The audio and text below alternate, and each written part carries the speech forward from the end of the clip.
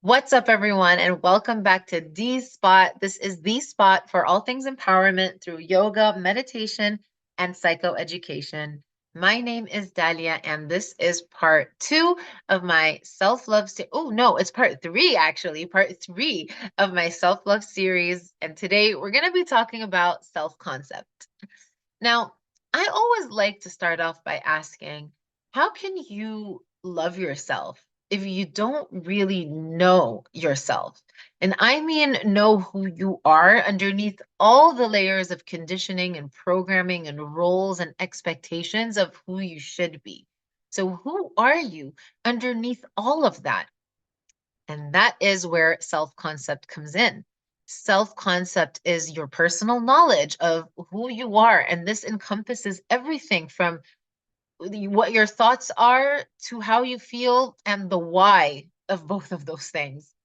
Everything about knowing who you are, what makes you tick, what are your triggers, why you think the way you do, why you feel the way you do. The answer to all of those questions is it's your self concept. Now, in my empowerment coaching program, the first few sessions are spent uncovering things like, what are your values? What do you want your life to be about? What are some of your strengths? What are you naturally good at? What are some of the things that you actually find difficulties with? How do you navigate your emotions? How do you deal with challenges? Self-concept is our answer to all of these as well. That's why in my coaching program, it's about getting very clear on your self-concept so that you can set the foundations from which you grow your goals and you create a strategy and a plan to reach those goals. Now, it's really important that we take some time to answer those questions, to uncover the truth of who we are, and to get really clear on what our self-concept is. Now, ideally, the best way to do that is you're going to spend some time with yourself to really get to know yourself. Just like any relationship, what would you do to get to know a new person in your life? You spend time with them, you ask them questions, and you get really curious. Now, I'm not saying that you should isolate yourself by any means. Of course, community in itself is so healing and powerful, but spending time alone to get to know yourself is very important. And that also involves getting very honest and very raw about ourselves and why we are the way that we are. Because our self concept develops really early in our childhood through our adolescence, and it really doesn't stop. And it's safe to say that back in our childhood, we were quite malleable, which is why we believed in the Easter Bunny and Santa Claus, right? But the majority of the time today, we are still acting from the place of those outdated programs.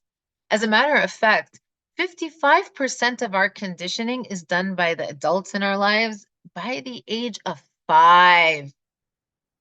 You hear me talk about it a lot in my inner child healing course because we are basically all walking around like adult children, still operating from the defense and coping mechanisms we developed back then, to the roles that we assumed back then, to the beliefs and narratives we formed about ourselves and our place in the world. So self-construct means getting really vulnerable and raw and finding the truth and the essence about who you are. But a good way to start is to have like a gauge of where your self-concept is right now. And a good way to do that is with the 20 statement test that was developed by Kuhn in 1960.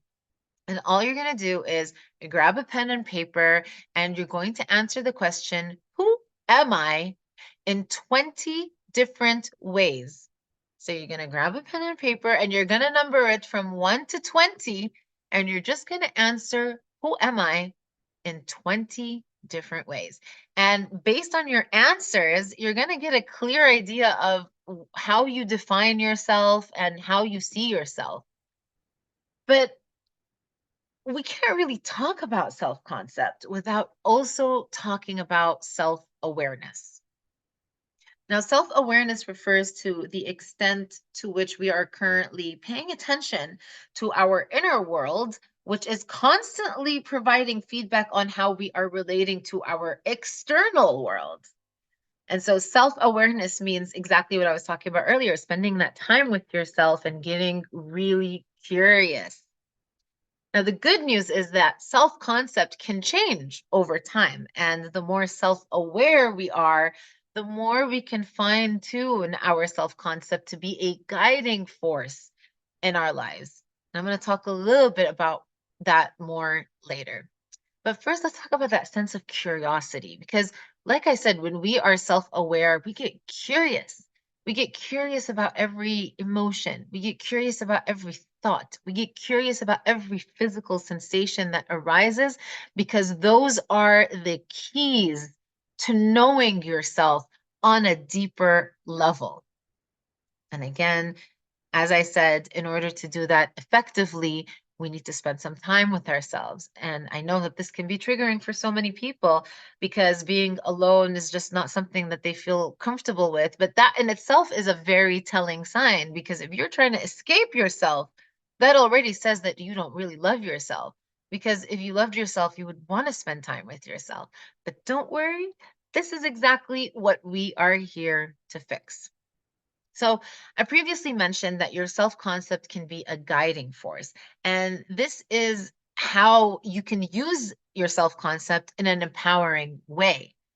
But before I talk about that, let me introduce you to Carl Rogers. Carl Rogers is one of the founders of humanistic psychology, and he suggested that self concept includes three different components. So I'm going to take you through them real quick now.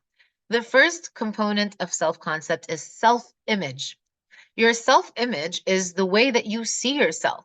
It includes what we know about ourselves physically or our social roles and our personality traits. And it's important to note that our self image doesn't always match reality. A lot of people are really hard on themselves and they don't see themselves as other people see them. So some people have very much a deflated sense of self.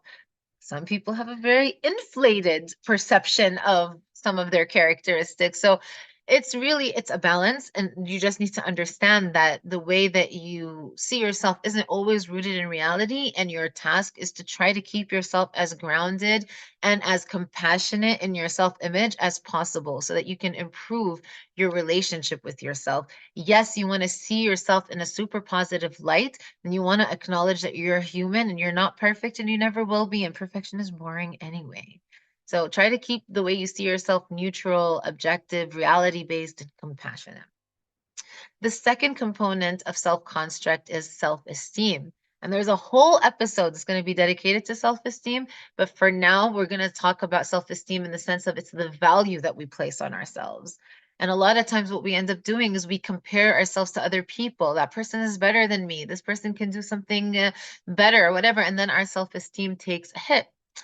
And when we end up like comparing ourselves to people and we find that we're not as successful as they are, we develop that negative self concept and we start thinking, oh, I'm not good at anything. I can't do this. I can't do that. So that's when what we mean when we talk about high self esteem versus low self esteem. High self esteem is like, I know what my worth is and what my have faith in my abilities. Low self esteem is the opposite of that. But the main thing you need to know is you are inherently worthy. You do not need to do anything to deserve being loved or to deserve being here. You are just by virtue of being yourself. And the third concept of self concept is the ideal self. Now, this is really important. This is the most important part because the way I see it is that the ideal self is your highest self, it's who you want to be.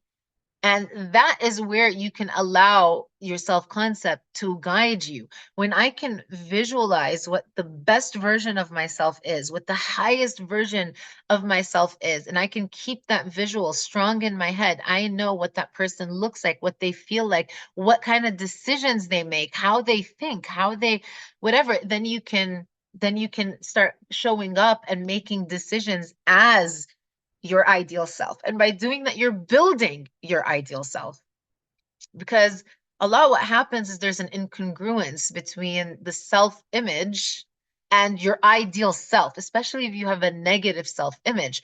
And when there's that discrepancy between one's self and one's experiences or what they end up doing, it leads to a lot of cognitive dissonance or internal confusion, which prevents you from moving forward and actually self actualizing in any way.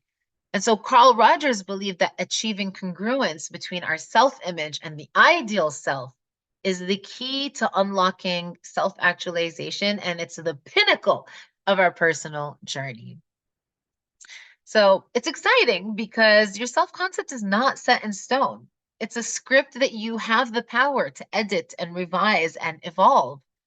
And you can embrace the malleability of your self concept and let it be a tool for your growth and for improving your relationship with yourself. So I hope you found that interesting. Thank you for joining me on this exploration of self concept. If you found it helpful, please don't forget to hit that like button.